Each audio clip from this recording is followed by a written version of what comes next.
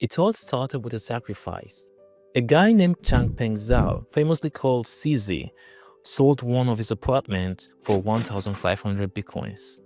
For Changpeng Zhao, that leap of faith became Binance, a platform that gave millions around the world, including Nigerians, an escape from a broken financial system.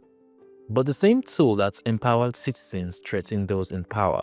In Nigeria, Binance's rise collided with a government determined to protect its grip on money. What followed was a clash that tested not only Binance's grip, but the lives of those caught in between. Changpeng Zhao was born in 1977 in Jiangsu, China, a country still carrying the scars of the Cultural Revolution. His father, a respected university professor, was branded a pro-bourgeois intellectual, a label the Communist Party gave to intellectuals it believed were tainted by capitalist influence. This accusation cost him everything. He was sent away to the countryside where hard labor under the banner of re-education awaited. For the Zhao family, it was a period of hardship and uncertainty, but for young Changpeng, it planted the seeds of resilience. Growing up in a household marked by political struggle and displacement, he learned early how to adapt, how to endure, and how to navigate chaos, traits that would later define his path as a founder. In 1989, at 12, Zhao's family fled to Vancouver, Canada, enduring a grueling 3-day wait outside the Canadian Embassy for visas, a calculated risk that Zhao later said opened infinite possibilities. This moment sharpened his ability to seize fleeting opportunities. To survive in a foreign land, Zhao took on gritty jobs, flipping burgers at McDonald's under hatched fluorescent lights, working overnight shifts at a Chevron gas station, and refereeing contentious volleyball matches. These early struggles forged a discipline that carried Zhao into higher education. He enrolled at McGill University in Montreal, one of Canada's top schools, where he studied computer science. At McGill, he wasn't just another student. He immersed himself in algorithms, programming, and the logic of machines. It was here that his analytical mind began to sharpen, and the foundation for his future in technology truly took shape. By 2005, Zhao's career had taken him to Shanghai, where he launched Fusion Systems, a company building lightning-fast trading engines for Wall Street players and global banks. It was here that Zhao sharpened his edge, learning to navigate the high-stakes world of finance, lessons he would later carry into crypto's frontier. In 2013, during a casual poker game with Bobby Lee, co-founder of BTCC, Zhao was introduced to Bitcoin. Unlike most, he didn't just listen, he acted. He liquidated his Shanghai apartment for close to $1 million and pushed it all into Bitcoin, about $600 a coin. To his mother, it looked reckless, a son throwing away stability for a digital dream. But for Zhao, it was conviction, not chance. That bold step led him to roles at blockchain.info and OKCoin, where he deepened his knowledge in the industry's early infrastructure. For CZ, launching Binance in 2017 wasn't just about building another crypto exchange, it was about fixing problems he had seen up close. Traders struggled with inefficient platforms marked by high fees, slow processing times, and poor user interfaces, while newcomers found cryptocurrency exchanges overly complex and unwelcoming. CZ and his team built Binance to be faster, cheaper, alongside a unique version, make digital assets easy and affordable for anyone, anywhere.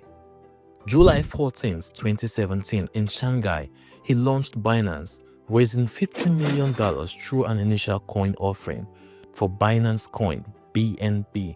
The platform went live in just 11 days, offering 0.1% trading fees, which was really low, and it had support for multiple cryptocurrencies, a feature that greatly made Binance excel. Later that year, China suddenly issued an ICO ban, which forced a masterful pivot. Zhao relocated Binance to Japan, then Malta. By April 2018, Binance was the world's largest crypto exchange, processing billions daily in trading volumes. dwarfing competitors and cementing Zhao's reputation as a strategic titan. Zhao designed Binance so that his wealth and the company's future were inseparable. His 90% stake and Binance Coin holdings ensured that the more the platform expanded, the more his influence grew. In 2019, he launched Binance Smart Chain, positioning it as a faster, cheaper rival to Ethereum. And in 2021, Binance NFT captured a boom in digital collectibles. By 2022, Binance had attracted over 100 million users globally, with Nigeria experiencing a unique wave in adoption. With inflation eroding the Naira and foreign exchange nearly impossible to access, ordinary people turned to Binance peer-to-peer marketplace as a tool for survival. For many, it wasn't just about speculation, it was about protecting savings, paying for school abroad, or sending money to family in diaspora. In Nigeria, Binance was more than business, it was a lifeline.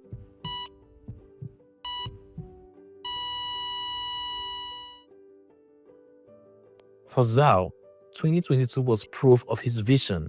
Binance earned over $12 billion that year. Its growth was driven by a model he designed, which is low fees, which in turn rewarded loyalty, and an ecosystem built around BNB. And by the way, if you're enjoying this video, give it a like and share with a friend. He thought globally but acted surgically, investing $325 million in blockchain ventures in 2022, then placing $500 million into Elon Musk's Twitter's bid, a move that linked crypto's most powerful exchange with one of the world's loudest platforms. By 2023, Binance's valuation soared to $80 billion. Yet, in Africa, it was in Nigeria that Zhao's influence was most deeply felt. With the Naira weakening, Binance peer-to-peer markets became the country's unofficial exchange. $56.7 billion flowed in crypto trade volumes between 2022 and 2023, most of it through Binance. What Zhao saw as a market opportunity, Nigeria's regulator would soon see as a challenge to sovereignty. Before jumping into that, let's talk about the challenges Binance faced along the way. In 2019, Binance suffered a huge security breach. Hackers siphoned 7,000 bitcoins, $40 million gone in minutes. Panic rippled across the exchange. Team members and users were greatly unsettled, but Zhao didn't flinch. He reached for the full fund, covering every cent. Trust was later salvaged, but the illusion of invulnerability was shattered. 4 years later, in November 2023, Changpeng reached a $4.3 billion settlement with the US Department of Justice over Binance's violation of anti-money laundering and sanctions rules. As part of the deal, Zhao pled guilty, paid a $50 million fine, and resigned as CEO. In April 2024, he was sentenced to 4 months in prison, a lenient outcome compared to the 18 months prosecutors had sought. He served his term in San Francisco and was released in September 2024. Following his release, Zhao remained the majority shareholder of Binance but took a back seat, focusing on philanthropy and blockchain education while the exchange installed stricter compliance systems. Alright, let's jump back to that burning question. Why did Binance leave Nigeria? It all started in 2021, February to be precise. The Central Bank of Nigeria banned crypto trading through banks, citing money laundering and financial stability concerns. Yet, ordinary Nigerians kept trading. By 2022 to 2023, a report made by Chain Analysis highlighted that Nigeria had processed nearly $59 billion in crypto volume, making it Africa's largest market. In 2023, inflation soared above 34%, and the Naira lost more than 70% of its value. But that didn't halt Nigerians from using Binance. It rather intensified it. But as the currency crisis deepened, regulators looked for someone to blame. Nigeria accused Binance of handling $26 billion in unrecorded transactions and manipulating the Naira. No hard evidence was presented, but the allegations stuck. The conflict escalated in February 2024 when two Binance executives, Tigran Gambaryan a US compliance officer and former IRS agent, and Nadeem Anjawala, a regional director, flew down to Abuja for talks. Instead of negotiations, they found themselves detained. From here, the story took a dramatic turn. In March 2024, Anjawala staged a daring escape, reportedly slipping out of custody with a hidden passport.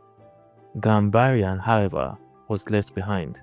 He was transferred to Kuje prison, where he battled malaria, pneumonia, spine problems, and the crushing conditions of detention. Meanwhile, Nigeria reportedly demanded $150 million from Binance to end the standoff, a sum the company refused to pay. By the end of March, Binance pulled the plug. It shut down Naira-based trading pairs and its Nigerian P2P marketplace, effectively retreating from Africa's largest crypto hub. Millions of Nigerians lost access overnight, forced to seek alternatives just as inflation pushed the cost of living to historic heights. The detention of Gambian quickly drew international outrage. US lawmakers condemned what they called hostage diplomacy, while Binance's new CEO, Richard Teng, pleaded on X, formerly Twitter, for his release, framing the case as a human rights crisis. After 8 months in custody, charges against Gambian was dropped in October 2024, officially on medical grounds. His release marked the end of a tense standoff, but by then, the damage was done. Binance, once dominant in Nigeria, had been forced out, his reputation scarred. For Nigerians, it was a stark reminder of how politics, economics, and human lives can collide, and how quickly a financial lifeline can be severed. Thanks for watching. If you loved this video, kindly like and subscribe. This encourages us to keep making more videos like this. See you in the next one.